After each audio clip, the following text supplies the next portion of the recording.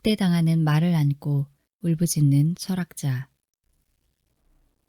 1889년 1월 3일 아침, 이탈리아 북부 도시 토리노에 머물던 철학자는 산책을 하려고 하숙집을 나선다. 카를로 알베르토 광장 건너편 마부 대기소에서 한 마부가 말에 채찍질을 해대고 있었다. 철학자는 느닷없이 비명을 지르며 광장을 가로질러 채찍질을 당하는 말에게 달려들어 목을 감싼다. 말의 목을 부둥켜 안은 채 울부짖던 그는 압도적인 흥분 상태에서 정신을 잃고 바닥에 쓰러진다. 정신착란이 철학자를 덮친 뒤 사람들이 몰려드는데 하숙집 주인도 광장으로 나왔다가 발광한 철학자를 발견하고 집으로 옮긴다. 학대당하는 말에 자신을 투사하며 울부짖은 철학자는 바로 니체다. 그만 채찍질을 거둬라. 니체는 말의 목을 끌어안으며 외친다. 이와 같은 장면이 도스토옙스키의 죄와벌에 나온다. 라스콜니코프는 술 취한 농부들이 말에게 채찍질을 해대는 악몽을 꾼다. 라스콜니코프는 꿈속에서 죽은 말의 목을 끌어안고 입을 맞춘다. 니체가 죄와 벌을 읽었을 개연성은 높다. 불쌍한 말에 대한 라스콜니코프의 연민이 니체의 무의식에 전이되어 숨어 있었던 것은 아닐까? 니체가 토리노의 광장에서 마보에게 학대당하는 말을 본 순간 이 연민이 무의식을 찢고 격렬하게 분출한 것은 아닐까? 니체는 의식을 되찾았지만 이전의 건강한 사태로 돌아갈 수는 없었다. 이미 동공이 풀리고 의식은 혼미해진 채 그는 정신 이상 증세를 보였다. 하숙집에서 피아노를 두드리면서 광란의 몸짓을 하며 노래를 부르고 소동을 일으켰다. 아무도 말릴 수가 없자 하숙집 주인은 경찰을 불렀다. 그 소동이 가라앉은 뒤 니체는 소파 구석에 웅크린 채 출판사에서 보낸 니체 대 바그너라는 책의 교정쇠를 들여다보았다. 운명의 생을 향한 무한 긍정. 눈부시게 쏟아지는 빛 속에 서서 어둠을 떠올리기는 쉽지 않다. 눈부신 일광이 어둠을 삼키기 때문이다. 약동하는 삶의 중심에 서서 죽음을 상상하는 일도 어렵다. 삶의 약동이 죽음을 삼켜버리기 때문이다. 죽음은 미래의 것, 아직 일어나지 않은 사건, 미래의 가능성으로만 존재한다. 언제나 미지고 수수께끼인 죽음은 주체가 그 주인이 될 수 없는 사건이다. 에피쿠로스 철학에 따르면 죽음이 여기 있을 때 당신은 여기 없다. 죽은 뒤에는 죽음을 의식하지 못한다. 그래서 한 주체가 삶과 죽음을 동시적 사건으로 경험할 수 없다. 실존 사건으로서의 죽음, 존재를 모아하는 죽음. 사람은 이런 죽음을 경험할 수 없다. 죽는 순간 우리는 멈춤 없이 삶에서 죽음으로 넘어간다. 그럼에도 우리는 죽음에 침식당하며 불안과 공포를 느낀다. 죽음이 존재의 파괴가 아니라 알 수 없음, 미지 그 자체인 까닭이다. 니체는 죽음을 어떻게 생각했을까? 살아있음을 기뻐하고 생을 사랑한 철학자는 생명을 쇠잔으로 이끄는 것들을 거부하고 삶을 긍정한다. 매사에서 큰일에서나 작은 일에서나 언젠가 때가 되면 나는 단지 긍정하는 자가 되고자 한다.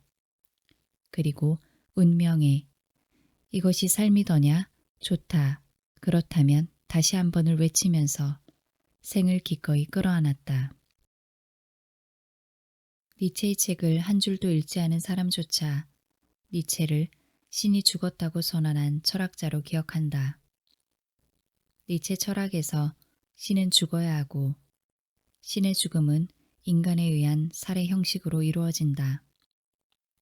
신의 죽음과 함께 신적인 것을 중심축으로 구축된 유럽의 가치체계는 무너진다. 유럽 문명에 황혼이 닥친다. 황혼은 긴 어둠을 예고한다. 가치체계의 전도와 더불어 허무주의의 그림자가 유럽을 뒤덮는다. 니체 역시 그 그림자를 밟고 서 있게 될 것임을 알았다. 신이 죽었다는 소문이 퍼졌을 때 니체는 아침놀이 밝아오는 예감을 온몸으로 받아들인다. 허무주의가 빗장을 열고 들어와 인간을 덮치자 예언자 니체는 허무주의의 그림자, 그 어둠이 잉태한 여명이 터지기를 기다린다. 아우구스투스 황제가 죽는 순간 자신의 삶이 가면을 쓴 희극에 지나지 않았다라고 고백할 때 네로가 아우구스투스 흉내를 내며 나는 배우로서 죽는다라고 했을 때 니체는 그 말들이 배우의 허영을 말한 것뿐이라고 낮춰본다. 반면에 죽음 앞에서 침묵을 지킨 티베리우스 황제를 앞서 이 인물들과 달리 높이 평가한다. 니체는 그가 감춘 말이 삶이란 긴 죽음에 불과하다라고 유추한다. 비극의 탄생에서 미다스 왕이 현자 살레노스에게 인간이 추구할 수 있는 최상의 것은 무엇인가 라고 묻는다. 그 대답은 태어나지 말았어야 한다는 것, 존재하지 말았어야 한다는 것이다. 이미 태어났다면 어서 빨리 죽어버리는 일이다. 신은 죽었지만 삶은 언제나 제자리로 되돌아온다. 존재는 유한한 시간을 사는데 그 찰나를 통해서만 영원을 선언할 수 있을 뿐이다. 시간은 시작도 없고 끝도 없이 원한을 돌며 끝없이 반복한다. 현재는 지나가는 순간들의 섬광이 아니라 영원 그 자체다. 삶은 영원히 반복되는 궤도 위에 놓인다. 만물은 영원히 회귀하며 우리도 회귀한다. 모든 순간은 바로 앞서 지나간 순간을 삼켜버리며 모든 탄생은 헤아릴 수 없는 존재들의 죽음이다. 니체는 생명이 앞선 존재들의 죽음을 통해서 가능하다는 사실을 인식하고 있었다. 동일한 것의 영원한 회귀. 하루가 가고 또 다른 하루가 밝아온다. 날짜가 바뀌었을 뿐 달라진 것은 없다. 어제 뜬 태양이 오늘도 떠오른다. 한 주가 가면 또 다른 한 주가 오고 한 계절이 가면 또 다른 계절이 돌아온다. 봄이 오면 새싹이 돋아나고 여름까지 잎과 가지가 무성해지다가 가을이 되면 시든다. 만물이 쇠잔해진 가운데 겨우내 죽은 채로 있던 식물들은 새봄에 다시 새싹을 틔우고 죽은 듯이 보이던 가지마다 새 잎을 피워낸다. 순환하는 계절 속에서 죽었던 것들의 회귀, 생명의 눈부신 갱신, 이 동일한 형식의 반복 속에서 세계는 새롭게 약동한다. 세계가 존재하려면 동일한 것의 영원한 회귀가 있어야 한다. 우리 삶도 동일한 것의 영원한 회귀 속에 사라졌다 돌아오기를 거듭한다. 내 갈비뼈 아래에서 쉼없이 고동치는 것, 이것은 무엇인가? 죽어도 죽지 않는 불사조와 같은 것, 이것은 죽음이 아니던가? 그렇다. 죽음은 이미 오래전부터 우리 안에 있다. 죽음은 우리의 삶 안에서 살아서 숨쉬고 있었다. 죽음은 우리와 함께 먹고 잠들며 깨어나서 웃는다. 이것은 우리가 죽은 뒤 제 속에서 불사조가 일어나듯이 새로운 생명을 잇고 일어난다. 지난 봄이 돌아오듯이 죽음은 새 생명으로 돌아온다. 죽은 불은 다시 살아나 타오르고 접힌 날개는 다시 활짝 펼쳐진다. 죽음은 봄이고 화염이며 날개들이다. 죽음은 영원히 죽지 않는다는 점에서 거의 유일한 불멸이다. 삶의 수레바퀴는 계속해서 돌아간다. 한 번 태어난 것은 자연 수명을 다하고 죽은 뒤 자연으로 회귀한다. 온 것은 돌아가고 간 것은 다시 온다. 니체의 영원 회귀 사상은 어딘가 낯익은 데가 있지 않은가? 그렇다. 이렇게 동일자의 영원 회귀에 대한 니체의 학설은 개체화를 넘어서는 생명의 단일성이라는 불교의 위대한 대제와 공명한다. 니체의 영원 회귀 사상을 듣자마자 불교의 윤회와 열반을 떠올리는 것은 논리의 비약이 아니다. 우리 몸을 이루는 60조 개의 세포는 끊임없이 죽음과 재생을 반복한다. 우리가 죽으면 다음 세대가 삶을 이어받는다. 생명의 세계가 반복과 재생 속에서 영원 회귀를 하고 있는 한 니체는 자기가 다시 돌아오리라고 믿었다. 니체 철학의 한 축이 영원 회귀의 철학이라는 건 널리 알려진 사실이다. 동일한 것의 영원 회귀에서 우주의 근본 원리를 찾았던 니체는 이 영원 회귀의 사상을 일컬어 도달될 수 있는 최고의 긍정 형식이라고 말한다. 그날 나는 실바플라나 호수 근처의 숲을 산책하다가 주를레에서 그리 멀지 않은 곳에 우뚝 솟은 거대한 바위 옆에서 발을 멈추었다. 그곳에서 이 사상이 내게로 왔다. 니체는 1881년 8월 실스마리에서 산책을 하다가 영원 회귀의 사상의 실마리가 될 만한 영감을 얻는다. 이 영감이 갑작스러운 것은 아니었을 테다. 그의 머릿속에서 내면에서 오래 머물면서 여러 생각으로 가지를 뻗고 그런 가운데 잘 빚어진 사유가 어떤 계기의 순간을 만나 단박에 바깥으로 터져나온 것이다. 이것은 위대한 발견이고 신비로운 계시에 가까운 것이었다. 차라투스트라는 이렇게 말했다를 쓴 것은 바로 이 영혼 회귀의 철학을 알리기 위함이었다.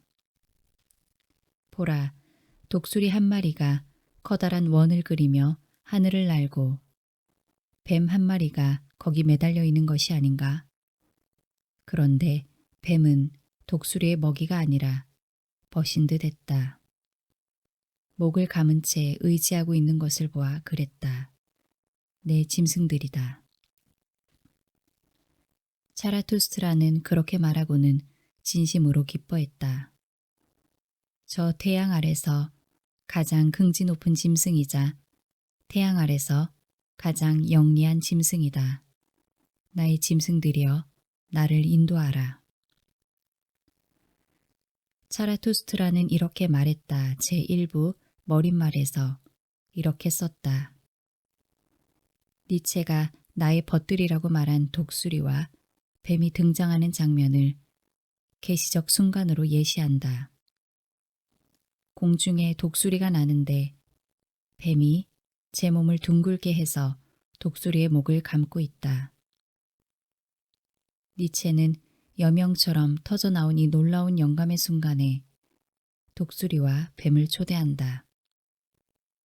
왜 독수리와 뱀인가? 뱀은 대지에 배를 붙이고 살아야만 하는 가장 비천한 저주받은 짐승이 아닌가? 니체의 생각에 따르면 뱀은 태양 아래 가장 영리한 짐승이다. 그 뱀과 태양 아래서 가장 긍지 높은 짐승인 독수리는 잘 어울린다. 그 둘이 보여주는 원형 도상보다도 더 영원 회귀를 잘 보여주는 상징은 없다. 뱀은 원형 상징에서 보자면 영원 불멸하는 존재다. 뱀은 허물을 벗고 끊임없이 다시 태어난다. 낡은 존재를 벗고 새로운 몸으로 돌아오기를 반복하는 것이다. 제 꼬리를 물고 원형을 그리는 우로보로스는 끝도 시작도 없음을 암시한다. 니체는 독수리의 목을 감은 뱀의 모습에서 영원 회개의 철학을 겹쳐보았던 것이다. 루 살로메와의 사랑. 니체가 사랑한 여자는 작가 루 살로메가 거의 유일하다. 살로메는 프랑스에서 러시아의 상트페르트부르크로 이주한 유대계 귀족의 6남매 중 막내딸로 태어나는데 1880년 아버지가 죽은 뒤 어머니와 함께 스위스로 와서 스위스 취리 대학에 입학한다. 니체와 살로메는 1882년 5월경에 만난다. 니체는 이탈리아 북서부의 오르타 호숫가에서 파울레, 살로메와 그녀의 어머니 루이제 등과 며칠을 지낸다. 니체가 살로메를 보고 첫눈에 사랑을 느낀 그의 여름, 살로메는 니체의 초대로 그의 별장에 한 달간 머물렀다. 이때 살로메에게 즉흥적으로 청혼을 하지만 거절당한다. 니체는 살로메의 지성과 육체의 매력에 찬탄하며 우리가 어느 별에서 내려와 이렇게 만나게 된 것은 운명이다 라고 말하는데 이때 니체의 나이는 38, 살로메는 21다. 루 살로메에게 사랑 고백을 한 사람은 니체가 처음이 아니다. 바그너, 릴케, 마르틴 부버, 하우프트만, 스트린드베리, 베데킨트, 프로이트 등 유럽의 지성들이 루 살로메에게 매혹당했다. 페터스는 루 살로메의 전기에서 루가 방에 들어서면 마치 태양이 떠오르는 것 같다고 쓴다. 살로메는 취리 대학에서 비교 종교학과 예술학을 전공한 작가로 재능과 빼어난 미모를 다 갖춘 보기 드문 여성이었다. 누구나 한 번 보면 사랑에 빠질 만한 살로메는 18살 때 자신에게 지적 세례를 퍼부은 아버지 뻘인 43살의 기혼자인 핸드리 길로트에게 빠진다. 살로메는 막 피어나는 여성의 생동감으로 스승에게 다가간다. 스승의 서재에서 그의 무릎에 앉아 넘쳐 흐르는 사랑을 퍼붓지만 길로트가 청혼을 하자 거절하고 떠난다. 그의 방에서 일하던 어느 날 그는 갑자기 그녀를 포옹하면서 사랑을 고백하고 아내가 되어달라고 속삭였다. 루는 깜짝 놀랐다. 다시금 한 세계가, 이성과 정신의 세계가 무너졌다. 한 신이 또 다시 쓰러졌다. 모든 것이 변했고 그녀의 애정은 순박성을 잃었다. 살로메는 니체의 제자이자 친구인 파울레에게 청혼을 받았을 때도 거절하고 니체의 청혼마저도 거절한다. 살로메는 누구에게도 속박되는 걸 원치 않았다. 살로메는 파울레에게 청혼을 거절하면서 대신 두 남자와 한 여자의 관계를 요구한다. 파울레가 살로메를 니체에게 소개한 그 무렵 어느 사진관에서 세 사람이 마차를 사이에 두고 찍은 사진이 남았다. 살로메는 두 남자의 뒤에서 채찍을 들고 서 있다. 이 사진은 매우 상징적이다. 마차 앞에 두 남자는 말로, 마차 뒤에 선 살로메는 채찍을 든 말의 조련사로 연출된 것이다. 이런 구도를 연출한 것은 니체 자신이다. 세 사람은 기묘한 삼각관계를 이어가다가 베를린으로 돌아간 살로메가 파울레와 동거를 시작하면서 이 관계는 깨지고 만다. 두 사람의 동거 소식은 니체에게 큰 충격을 준다. 살로메는 동거를 하는 중에 41살 된 카를 안드레아스라는 동양 언어학자의 청혼을 받아들여 전격적으로 결혼한다. 안드레아스는 살로메에게 결혼을 해주지 않으면 자살하겠다고 협박을 하고 자살 소동을 벌인 끝에 허락을 받아낸다. 살로메는 섹스는 하지 않고 다른 남자와의 교제를 허락한다는 조건으로 안드레아스와 결혼하는데 이때 살로메는 26살이었다.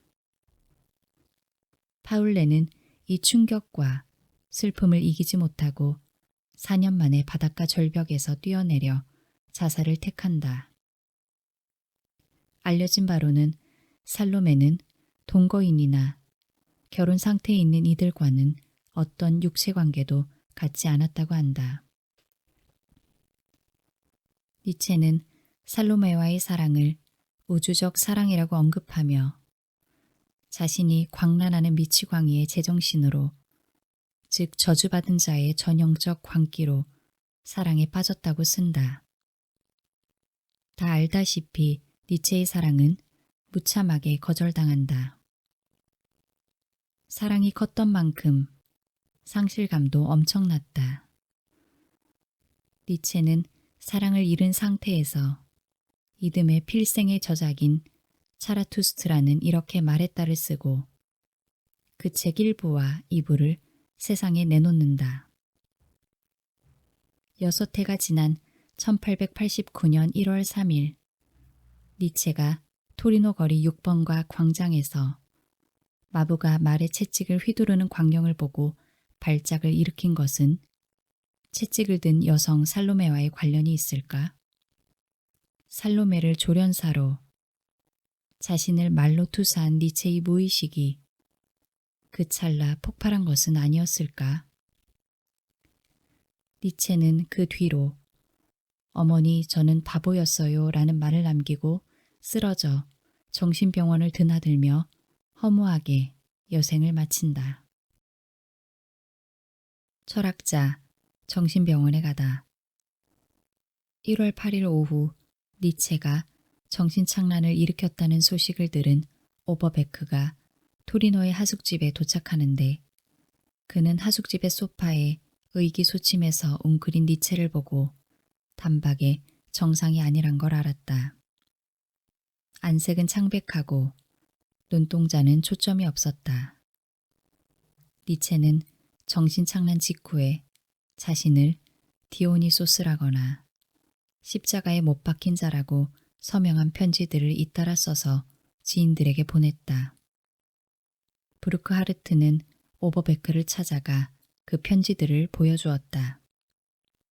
친애하는 교수님, 결국 나는 신보다는 바젤의 교수로 더 살고 싶었습니다만 신의 일인 세계 창조를 소홀히 할 정도로 내 개인적 이기주의를 그렇게 심하게 밀고 나갈 수는 없었습니다. 아시겠지만 사람은 어디에서 어떻게 살든지 희생할 줄 알아야 합니다. 하지만 나는 나 자신에게 카리냐뇨 궁의 맞은편에 있는 작은 학생방을 허락했습니다. 당신의 니체 1889년 1월 5일. 이 편지에서 추신도 붙어 있다. 나는 학생용 외투를 입고 산책하며 여기저기에서 만나는 사람마다 어깨를 두드리며 말합니다. 우리는 행복합니까? 나는 신입니다. 이 캐리커처를 내가 만들었지요. 내일은 내 아들 움베르토와 매력적인 마르게리타가 올 겁니다. 나는 가야파를 사슬에 묶었습니다. 나 자신도 작년에 독일 의사들에 의해 완강한 힘으로 십자가에 묶였습니다. 빌헬름, 비스마르크, 그리고 모든 반유대주의자는 제거되었습니다. 1889년 1월 5일 오버베크는 바젤의 정신과 의사에게 이 편지 두 통을 보여주는데 의사는 빨리 정신병원에 입원시키라고 충고한다. 오버베크는 서둘러 바젤에서 토리노로 떠난다. 방으로 들어서는 오버베크를 보자 니체는 먼 데서 자신을 찾아온 친구를 격렬하게 끌어안는다. 니체는 온 몸을 부들부들 떨다가 소파에 쓰러지듯 앉는다. 피아노를 두드리고 괴성을 지르며 노래하고 괴이한 춤과 몸짓을 보이던 니체는 의기소침한 채 소파에 말없이 앉아 음산한 어조로 제가 신의 후계자라고 중얼거린다. 오버베크는 니체의 중얼거림에 놀란다. 이튿날 오버베크는 간병인의 도움을 받아 니체를 데리고 기차역으로 나간다. 오버베크는 기차에 타지 않으려고 하는 니체를 간신히 설득해서 예나행 기차를 탄다. 바젤에 도착하자마자 정신병원에 입원한 니체는 여러 차례 두통과 발작을 일으키고 두통과 발작이 지나가면 유쾌하고 의기양양한 태도를 보인다. 의사는 진행성 마비라고 진단하고 노상에서 아무나 포옹하고 키스하며 담벼락을 기어오르는 것을 가장 즐겼다고 진술함이라고 소견서에 적는다. 1월 17일 니체는 예나대학 정신병원으로 옮겨졌다. 니체는 시도 때도 없이 먹을 것과 여자를 내놓으라며 울부짖고 난동을 부리는데 의사는 전형적인 조광증 증세라고 진단한다. 그 정신병원에서 1년 동안 머문 니체는 그 뒤로도 10년을 더 살았다. 1900년 8월 25일 정오경 니체가 죽는다.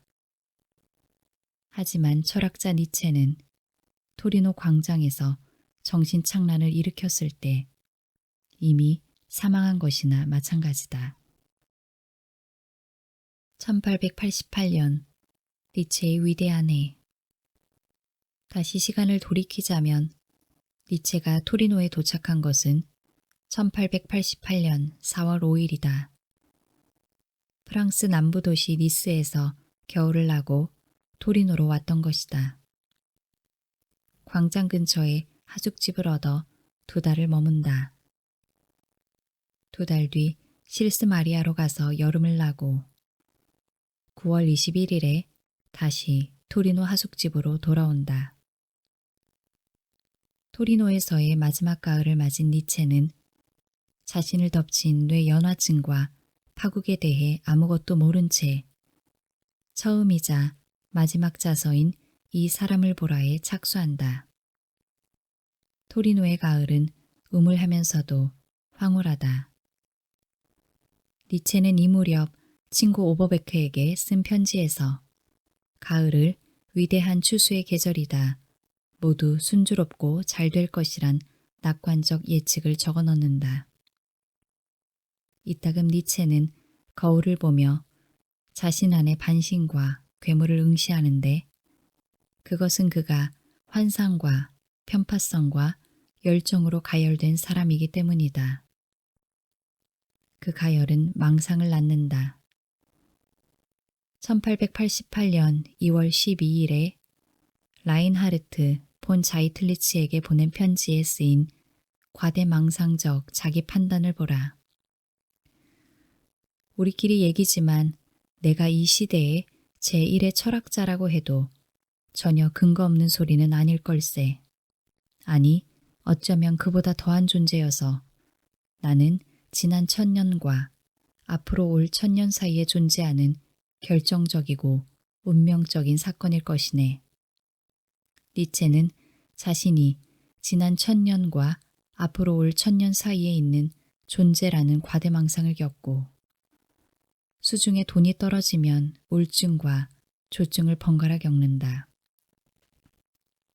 파울 도이센과 메타폰잘리스와 같은 친구들이 돈을 보내줘서 겨우 하숙비를 치르고 최저 생계비로 생활을 꾸리면서도 자신이 이 시대의 제1의 철학자라는 자긍심, 더 나아가 지난 1000년과 앞으로 올 1000년 사이에 최고의 철학자라는 확신에 흔들림이 없었다. 1888년은 니체의 저술과 창조에서 정점을 찍은 위대한 해였다. 그의 창조 능력은 최대치로 고양되고 곧 늠름하게 우상의 황혼, 바그너의 경우, 안티크리스트, 이 사람을 보라를 잇따라 써낸 것이다. 1888년 10월 15일 니체는 44번째 생일을 토리노의 하숙집 3층 방에서 맞는다. 이 사람을 보라를 시작해서 11월 4일에 초고를 마친 직후였는데 건강 상태는 불안정했다. 병의 징후들은 숨어 있어서 겉보기에만 멀쩡했다. 정신착란의 전조는 없었지만 그건 태풍전야의 고요였다. 그는 정신의 불안정을 누른 채 이 사람을 보라의 초고를 쓰기 시작해 12월 8일에 원고를 끝내고 라이프치히의 나우만 출판사로 보낸다. 울적함과 의기소침, 지독한 외로움들을 잘 견뎌낸 덕분에 일상은 대체로 평온했다. 이때 루이스 야콜리오라는 사람이 번역한 만우의 법전을 읽고 서평을 썼는데 고대 인도의 베다 경전에 따른 카스트 제도의 도덕적 법률을 다룬 이 책의 잔인함에 열광한다. 장마기에 어두운 구름장 사이로 반짝하고 햇빛이 비치듯 니체는 건강을 그럭저럭 유지하며 일상의 나날들을 즐긴다. 토리노의 음식들을 기뻐하고 길가 의자에 앉아 한가롭게 사람들을 바라보며 커피를 즐겼다. 그는 옷 맵시에도 신경을 쓰는 편이었다. 옷들은 항상 토리노의 평판 좋은 재단사에게 맡겼다. 니체는 좋은 옷을 입고 좋은 음식점을 드나들면서 신분 높은 외국인으로 환대받는 즐거움을 누렸다. 음식점이나 상점에서 사람들이 문을 열어주는 방식에서도 다른 어느 곳에서도 본 적이 없는 방식이라고 특별함을 느꼈다. 메타폰잘리스에게 이런 편지를 쓴다. 이곳 토리노의 가장 특이한 점은 내가 이곳의 모든 가판대에서 느끼는 완벽한 매력이다. 나는 눈빛으로도 마치 귀족과 같은 대우를 받는다. 사람들은 문을 열어주고 식탁을 미리 준비해 놓는 행동을 지극히 존중하는 투로 한다. 내가 큰 상점에 들어가면 그들의 인상은 금방 변한다. 자신을 귀족처럼 대하는 사람들의 호의와 친절이 자신에게서 발산되는 매력 때문이라는 것이다. 니체는 사람들이 자신을 어떻게 보는지를 흥미있어 했다. 제 눈빛이 매력적이고 그것만으로도 호감을 산다고 생각했다. 시장의 부인들이 과일을 권하고 행인들이 인사를 할 때 니체는 귀족 대접을 받고 있다고 느꼈다. 더불어 날마다 먹는 음식들에서 즐거움을 만끽하며 하루하루를 만족하던 이때가 니체가 인생에서 가장 큰 풍요와 기쁨을 누린 시기가 아니었을까? 여기에서는 하루하루가 한결같이 끝없는 완전함과 풍요로운 태양 속에서 밝아오네. 니체는 명랑성에 사로잡혀 오후에 춤추는 빛과 색을 즐기는데 가끔 바보 같은 행동들을 떠올리며 반시간 이상을 웃기도 한다. 이 사람을 보라를 끝내고 지인에게 보낸 편지에서 내가 왜 이 사람을 보라로 시작하는 내 삶의 비극적 파국을 서둘러야 하는지에 대한 이유를 지금 나는 알 수가 없다라고 쓴다. 이 편지는 니체가 발광하기 직전에 쓴 것이다. 니체는 과연 자기 앞에 닥칠 파국의 운명을 알았을까? 한 해가 저물고 니체의 삶이 비극 속으로 침몰하는 1889년 새해가 밝는다. 새해가 시작된 지 불과 사흘 만에 정신착란이라는 발작을 일으키며 그의 삶은 파국을 향하여 질주한다. 신은 죽었다라는 선언의 함의. 니체가 미쳤다는 소식은 유럽 지성계에 금세 퍼진다. 출판업자 시시 나우만은 니체의 책들이 장사가 될 거라고 예견하고 1890년 절판한 니체의 책들을 다시 찍었다. 장사꾼의 직감대로 책들이 불티나게 팔렸다. 철학자뿐만 아니라 일반인에게까지 니체의 발광 소식은 흥미를 돋우었다.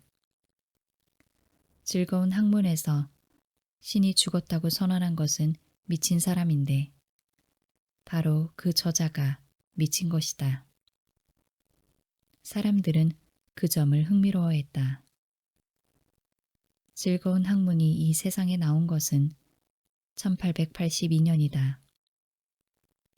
니체가 영혼을 위한 어떤 운명을 최초로 정식화했던 3편의 말미에 있는 화강암처럼 견고한 문장이라고 했던 그 책이다.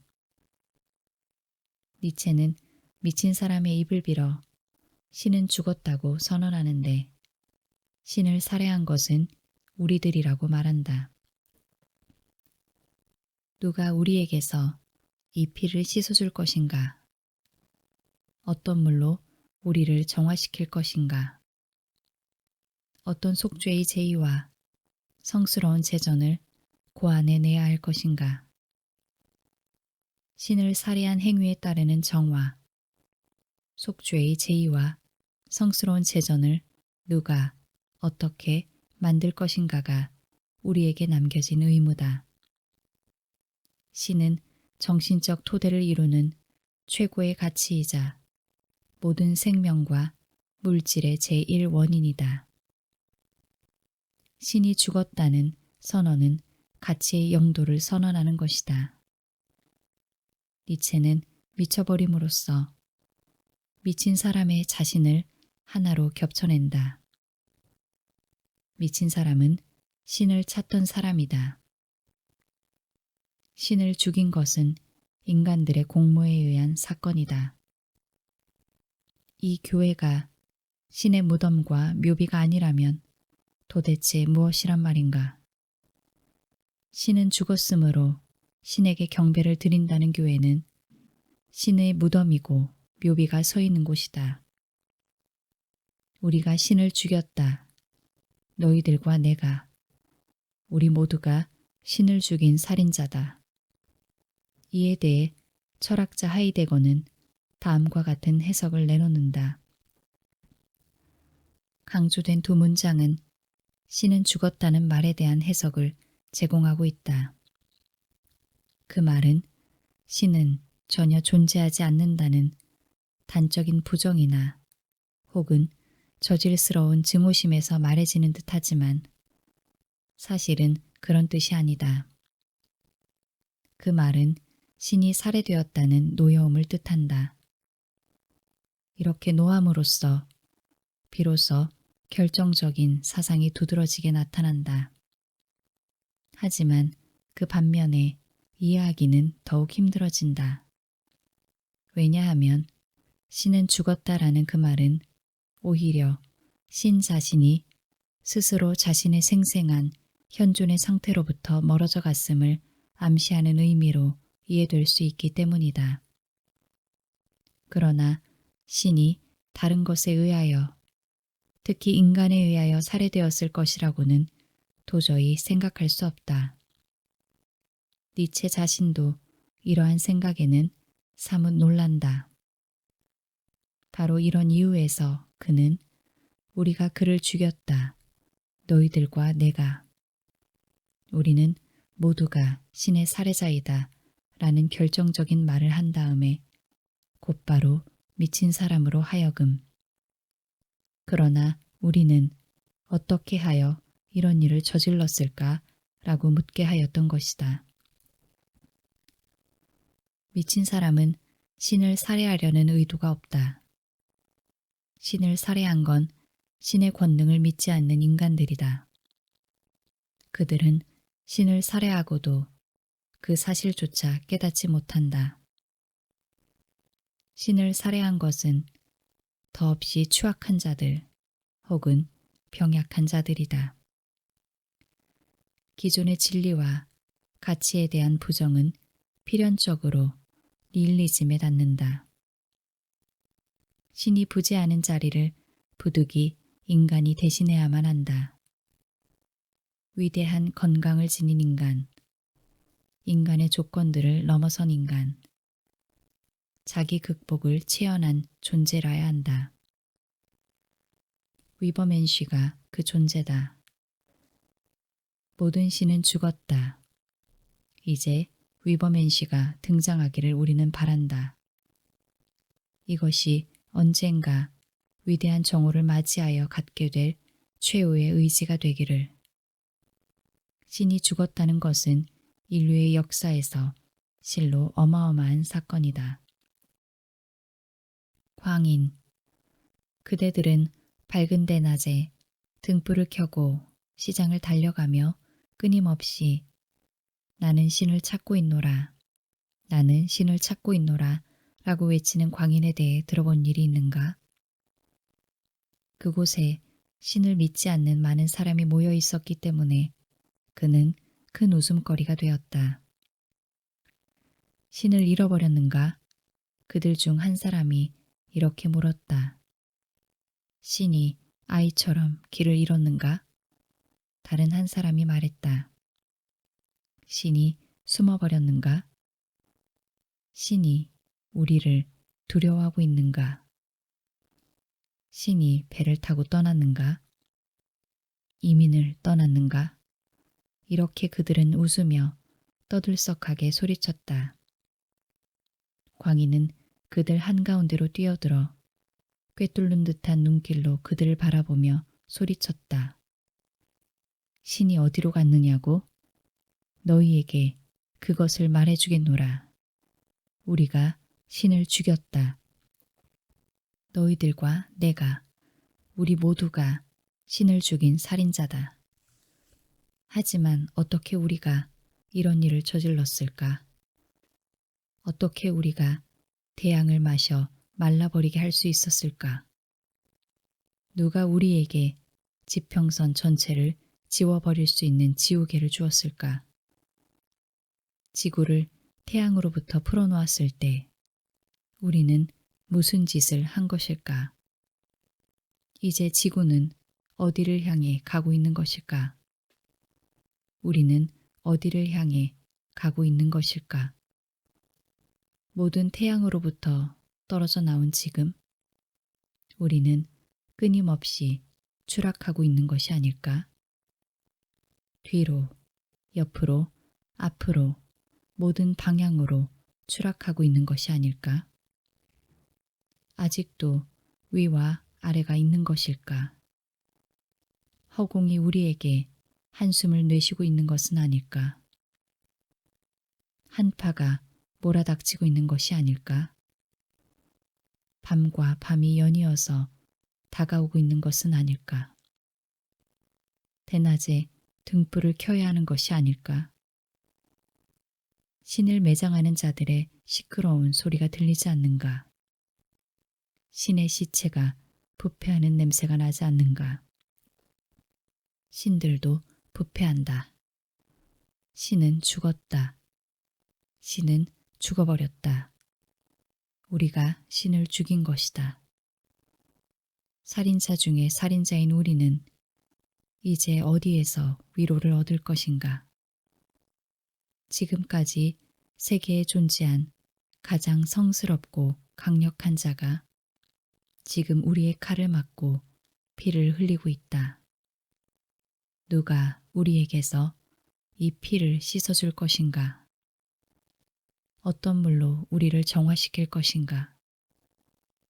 어떤 속죄의 제의와 성스러운 제전을 고안해내야 할 것인가? 이 행위의 위대성이 우리가 담당하기에는 너무 컸던 것이 아닐까? 그런 행위를 할 자격이 있으려면 우리 스스로가 신이 되어야 하는 것이 아닐까? 이보다 더 위대한 행위는 없었다. 우리 이후에 태어난 자는 이 행위 때문에 지금까지의 어떤 역사보다도 더 높은 역사에 속하게 될 것이다. 여기에서 광희는 입을 다물고 청중들을 다시 바라보았다. 청중들도 입을 다물고 의아한 눈초리로 그를 쳐다보았다. 마침내 그는 등불을 땅바닥에 내던졌다. 등불은 산산조각이 나고 불은 꺼져버렸다. 그가 말했다. 나는 너무 일찍 세상에 나왔다. 나의 때는 아직 오지 않았다. 이 엄청난 사건은 아직도 진행 중이며 방황 중이다. 이 사건은 아직 사람들의 귀에 들어가지 못했다. 천둥과 번개는 시간이 필요하다. 별빛은 시간이 필요하다. 행위는 그것이 행해진 후에도 보고 듣게 되기까지 시간이 필요하다. 사람들에게 이 행위는 아직까지 가장 멀리 있는 별보다도 더 멀리 떨어져 있다. 하지만 바로 그들이 이 짓을 저지른 것이다. 사람들이 이야기하기를 그날 그 광희는 여러 교회에 뛰어들어 신의 영원 진홍곡을 불렀다고 한다. 밖으로 끌려나와 신문을 받았을 때 그는 이 대답만 되풀이했다고 한다. 이 교회가 신의 무덤과 묘비가 아니라면 도대체 무엇이란 말인가? 세계는 낡고 공중에 떠있던 태양이 지자 세계는 핏빛 황혼에 물든다. 오래된 것들에 대한 믿음은 의심으로 바뀌고 세계는 더 믿을 수 없고 더 낡아간다. 이 사건의 전모를 알지 못한 채 사람들은 세계에 닥친 붕괴, 파괴, 몰락, 전복을 받아들인다. 신의 죽음은 등불이 꺼진 것에 견줄 수 있다. 등불이던 기독교와 그 계율들은 무너지고 세상은 어둠으로 덮인다. 아직 새로운 진리, 전망, 가치체계가 만들어지지 않았다. 이제 사람들은 제 앞의 어둠을 스스로 밝혀야 하는데 이 어둠이 니힐리즘이다. 니힐은 존재의 가치가 탕진된 상태, 빛이 사라진 상태, 즉 아무것도 아님에 이른 것을 뜻한다. 하이데거는 존재는 그 자신의 고유한 본질의 빛에 이르지 못한다. 존재자가 존재자로서 나타남에서 존재 자체는 밖에 머무르게 된다. 존재의 진리는 빠져나가고 그것은 망각된 상태로 머물게 된다고 말한다. 웃음과 춤을 아는 자, 위버맨쉬. 이 공포와 어둠, 세계에 달라붙어 증식하는 환영들과 거짓들을 어떻게 할 것인가? 이 어두운 일식의 예언자는 차라투스트라다. 신의 죽음 이후 세계는 허무주의, 원한, 노예 도덕과 같은 검은 구름들로 뒤덮인다. 사람들은 초자연적, 초감성적 가치들이 아니라 삶의 긍정과 생성적 의지로 초극해야 할 순간 의무를 찾는다. 니체는 신이 죽은 뒤 새로운 가치의 근거, 스스로 진리가 되어야 할 자로 자라투스트라를 소개한다. 인간을 넘어선 인간, 번갯불이며 광기의 존재가 예고되는데 바로 자기 연민, 허무주의, 원한 따위의 부정적인 것들을 넘어서서 영원 회귀라는 최고의 긍정 형식을 찾아낸 자, 바로 위버맨쉬다. 니체는 신의 죽음을 모른 채 신을 경배하고 하늘나라를 욕망하는 사람들에게 자라투스트라를 소개한 것이다. 그런 자들은 생명을 경멸하는 자들이요, 소멸해 가고 있는 자들이며 이미 독에 중독된 자들인 바, 이 대지는 그런 자들에게 지쳐 있다. 그러니 아예 저 하늘나라로 떠나도록 저들을 버려두어라. 자라투스트라는 군중에게 자기를 위버맨쉬의 도래를 알리기 위해 온 자라고 말한다. 보라, 나 너희들에게 위버맨쉬를 가르치노라. 이 위버맨쉬가 바로 너희들의 크나큰 경멸이 그 속에 가라앉아 몰락할 수 있는 그런 바다다. 위버맨쉬는 어둠에 빠진 무리에게 주는 등불이요, 구원의 복음이다. 사람이 극복되어야 할 더러운 강물이라면 바로 위버맨쉬는 그것을 넘어선 초국의 존재다. 위버맨쉬는 자기 원한과 부정성을 넘어서서 영원 회귀 사상이라는 최고의 긍정 형식 속에서 찬연하게 나타난다. 웃음과 춤을 아는 자, 세계에 위대한 정오라는 선물을 마련한 그는 미래의 인간, 예언자, 자유정신의 창조자다. 차라투스트라는 이 세상에 위버맨쉬를 예고하려고 너무 일찍 왔다. 군중은 그를 몰랐고 그를 이해하려면 시간이 더 필요했다. 신의 죽음을 선언하는 그를 사람들이 미친 사람 취급한 것도 이해할 만하다. 차라투스트라는 먼저 온 자, 미래라고 하는 나무에 보금자리를 마련한 자다. 그는 너무 일찍 왔다. 미래는 오지 않은 시간이 아니라 이미 와 있는데 널리 고르게 퍼지지 않은 비균질성으로 사람들이 미처 알아보지 못한 시간이다. 오직 눈 밝은 자들만이 현재 속에 이미 와 있는 미래를 본다. 영혼을 넘어 신체애로. 무엇보다도 인간은 신체로서 발견된다. 정신과 신체가 하나다. 니체는 선악의 저편에서 실제로 정신이 가장 닮은 것은 위다라고 썼다. 니체는 정신과 몸이 하나라는 사실을 꿰뚫어 봤다. 신체가 이성이나 영혼보다 열등한 그 무엇이라고 깔보는 생각을 뒤집는다. 지난날에는 영혼이 신체를 경멸하여 깔보았다. 그때만 해도 그런 경멸이 가장 가치 있는 것으로 받아들여졌다. 영혼은 신체가 야위고 몰골이 말이 아니기를, 그리고 허기져 있기를 바랐다. 이렇게 함으로써 그는 신체와 이 대지에서 벗어날 수 있다고 생각했던 것이다. 신체는 이성이나 영혼에 부속된 도구가 아니라 대지와 인간을 연결하는 교량이다. 그러나 깨어난 자, 깨우친 자는 이렇게까지 말한다. 나는 전적으로 신체일 뿐, 그 밖의 것은 아무것도 아니며 영혼이란 것도 신체 속에 있는 그 어떤 것에 붙인 말에 불과하다고. 신체는 커다란 이성이며 하나의 의미를 지닌 다양성이고 전쟁이자 평화, 가축대이자 목자이다.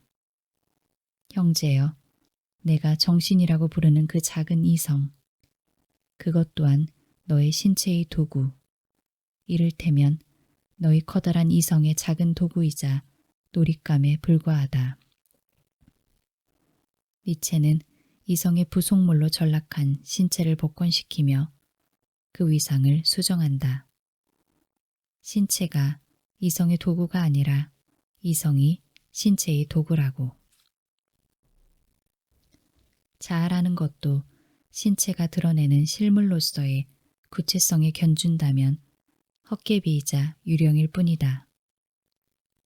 나, 유일성의 존재, 근거라고 받아들여지는 자아는 허상, 일종의 문법적 가설이다. 우리의 개체적 동일성을 구성하는 것으로 간주되는 우리의 자아는 실상 잡다한 작용들의 집합일 뿐이다. 열렬히 애써서 얻어진 모방의 결과일 뿐이란 말이다. 우리 안에 본래적이며 개인적으로는 존재하는 것이라고 믿는 것은 사실 우리의 할아버지들과 아버지들이 느끼고 바라고 생각했던 것의 창백한 반영일 뿐이다. 삶의 생성적 주체는 자아가 아니라 신체다. 신체에 대해 보다 많은 것을 알게 되면 삶의 창조적 생성이라는 면에서 신체가 정신이나 자아라는 허상보다 훨씬 더 역동하는 주인이라는 걸 알게 되리라. 다시 한번 묻자. 신체란 무엇인가? 신체는 항상 니체적 의미에서 우연의 산물이고 가장 놀라운 것, 사실상 의식과 정신보다 훨씬 더 놀라운 것으로 보인다. 들레즈는 신체가 형태화된 인간의 총체를 가리키는데 그것은 환원될 수 없는 다수의 힘들로 구성되어 있다고 말한다. 생명들은 예외 없이 힘의 의지를 갖는다. 신체는 힘들의 의지라는 위계의 복합성으로 이루어진다. 따라서 자유정신이 발현하고 작동하는 원점도 바로 신체다. 이 자유정신은 무엇에 예속됨 없이 스스로의 세계를 창조함으로써 그것을 획득한다는 의미를 포괄한다. 새로운 것의 창조는 새로운 가치평가요. 아울러 낡은 것의 몰락과 파괴를 수반한다. 그러므로 자유정신을 가진 자는 가치의 편천, 곧 창조하는 자들의 편천을 타고 넘어간다. 차라투스트라, 위버맨쉬, 니체. 차라투스트라가 산에서 내려와 저잣거리에 들어서며 군중과 만난다. 한때 벌레이고 한때 원숭이였던 존재들. 지혜로운 사람도 식물과 유령에 불화이자 특이에 불과하다.